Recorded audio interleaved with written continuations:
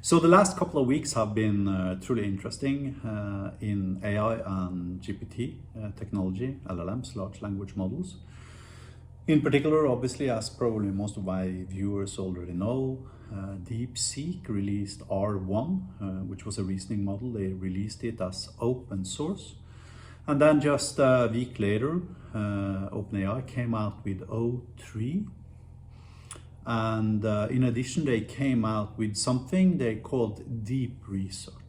So what is deep research? Well, actually, we know.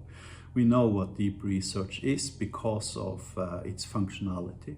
It's basically an AI agent with some intelligent prompt engineering that allows you to invoke several consecutive web searches recursively for them to scrape the information from the individual web pages and use these as the foundation to answer questions. And that simple fact simply increases the IQ of the underlying model, whatever model you are using, by like, I don't know, 10x or something. Why? Because at that point you're seeding the model with factual information based upon website scraping. And by leaving the construction of the search queries up to the LLM as you're asking it to research a construct, it can correctly create the correct search queries. It needs to find the information. It needs to seed the model to become capable of answering your questions. If that was a mouthful, instead of me trying to explain it to you, let me show it to you. So here I am with our AI expert system. You can reproduce this at app.anyrl.io. I have a prompt on my clipboard because it's simply too long to construct correctly. So, but basically it tells the system to search for and research all popular LLMs and find key metrics. And it's specifically asking for GPT-4o, O1, O3, and DeepSeek R1. And then it's, I'm asking it to find these models, key performance indicators, for them to create a chart and conclude with some handful of use cases for where I should use what model. So let's see what it's doing here now. Okay, so it's performing 5 searches here. And the search terms, you can see the search terms. That's one big thing with our deep research feature, which is that, you know, it's transparent, contrary to OpenAI's, which is not transparent, but we know how they're doing this. Everybody knows how they're doing this.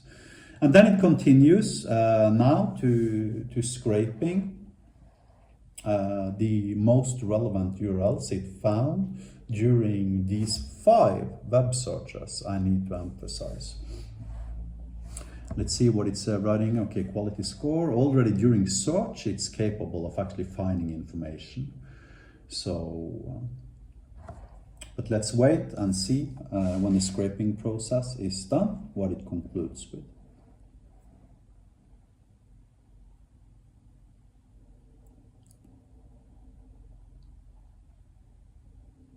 Now I need to emphasize this is how OpenAI built their deep research feature. There's nothing magical with that LLM. You can do the same with all LLMs. We can deliver the same deep research feature on top of DeepSeek R1. We can deliver it on GPT-4o, we can deliver it on O3 Mini, we can deliver it on top of any existing LLM you have, as long as the LLM is capable of recognizing our AI function syntax.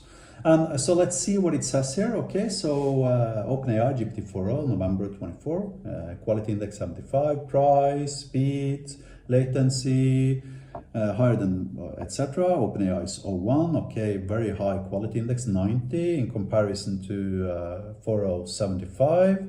Let's look at the O3, okay, breakthrough performance, mathematical accuracy, scientific benchmark accuracy, and then DeepSeek R1, which is at the quality index of 89, but significantly less expensive. So now we see the quality index here. So we see O1 is better than DeepSeek's R1. So apparently it couldn't find O3 here for this particular KPI. Let's look at the price US dollars per 1 million token, GPT-4o, okay, O1 very expensive, and DeepSeek less expensive than even GPT-4o speed, tokens per second. Okay, GPT-4o is fastest. Then O1, okay, so this is probably not correct. So it does hallucinate every now and then. Latency seconds to first token. DeepSeek R1, okay, that might be because they're calculating the reasoning parts. Context window, 200,000, that's got to be O1, GPT-4o, 128, and DeepSeek R1, 128. And as you can see here now, it comes up with different use cases for the different models. You see, deep research is just a trick. It's just a recursive execution of AI functions capable of performing web searches and scraping websites. And that's how it's increasing the IQ of the underlying LLM, because all of a sudden it's got relevant context taken from external sources, seeding the model with new information. Similarly to how we are delivering AI chatbots based upon your website by scraping your website, creating a RAG/VSS database where we can match factual information from your website towards queries asked by the end user. So deep research,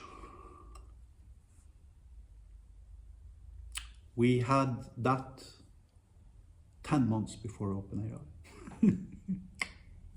And we can deliver deep research on top of any model, including GPT 3.5 in theory. So although O3 Mini is really kick-ass cool, the deep research feature, we've had it for almost a year.